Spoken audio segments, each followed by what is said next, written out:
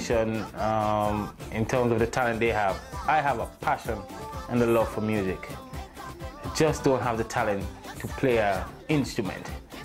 But I used my talent to become a DJ, and that wasn't enough. I still had the love for band, and I said, if I can't play it, I have to find some way to be around.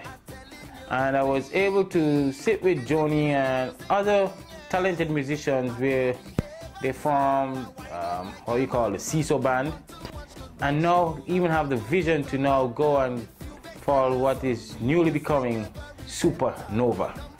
And that is a band that I see has some direction in which I'm expecting great outcome. With Joni being able to lead as he does and show people his true potential and his talent. Well, Supernova sprung out of CISO band, where a few of us thought that the band is too large to carry to certain gigs. So we basically came together. We had our own practices going on. We would mainly line together a lot.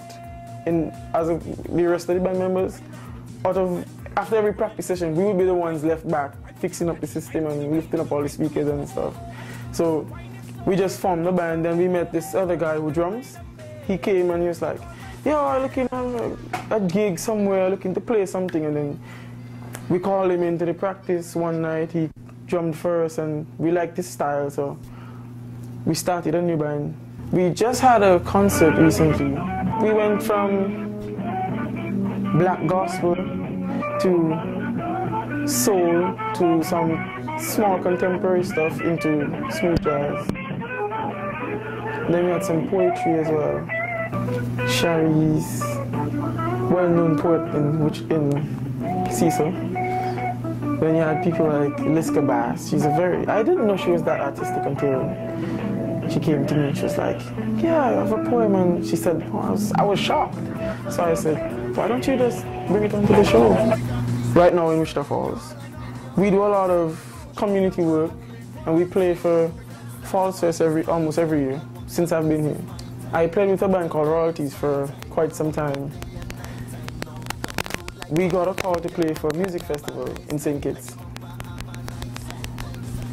That was a big thing because I had not played on that level as yet.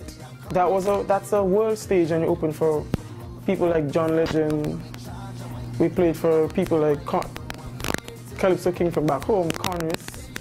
We opened for Morgan Heritage on that same stage. Coming to Wichita Falls, and people in Wichita Falls, being from a totally different culture and musical background, would see things differently than the way I would see it from back home. So I had to adjust my style and how I played. Joni is very relatable, so working with him is pretty good at times. When it comes to band, however, you know, it's Joni, so he hears every little wrong detail. So when you think, you know, everything's fine and dandy, Joni would be the one to be like, no, we gotta start over. No, we gotta start over because he has some kind of wrong picture or something. So it's good and bad, but it's fine. I think I guess I'll have to start with the worst. The worst experiences would have to be practice when he would come late. You know, we're all students, we're still focusing on school, but you know, we're still dedicated to our music. But the late arrivals, those were awful.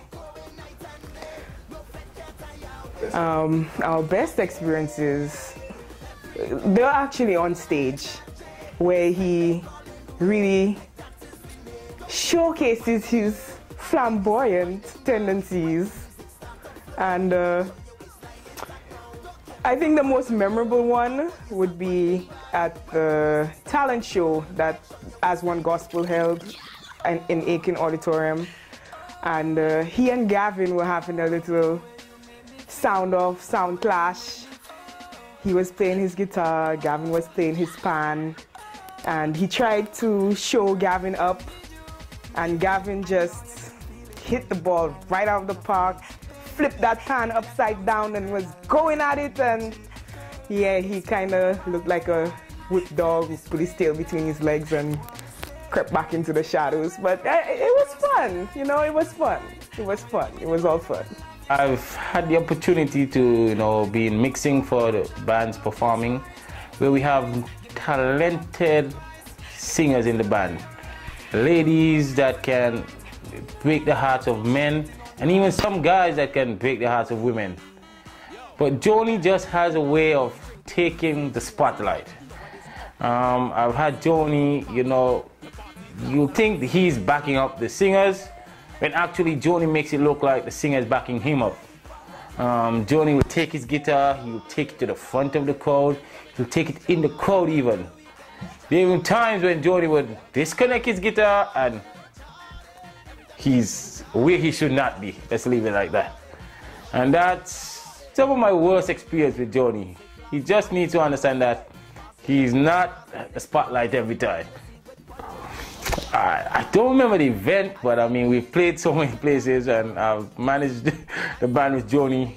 But I could recall an example where, you know, here's a song being sung and Joni's not even doing a solo. But Joni is right in front of the singer, playing the guitar. I'm trying to take a photo of the singer singing, and all I'm getting is Joni and his guitar. Joni and his